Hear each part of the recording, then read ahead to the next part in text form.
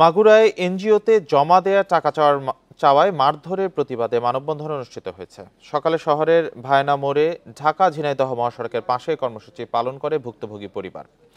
মানববন্ধনে তারা অভিযোগ করেন, হাজরাপুর ইউনিয়নের আওয়ামী লীগের সাবেক সাধারণ সম্পাদক সেলিম শেখ একটি এনজিও সংস্থা চালাতেন।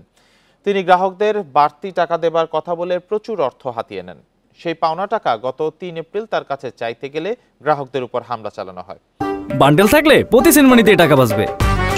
বিকাশ সেনমানি বান্ডেল কিনে জিতুন প্রতি লেনদেনে। দ্রুত হামলাকারীর বিচার চেয়ে টাকা দাবি করেন ভুক্তভোগীরা।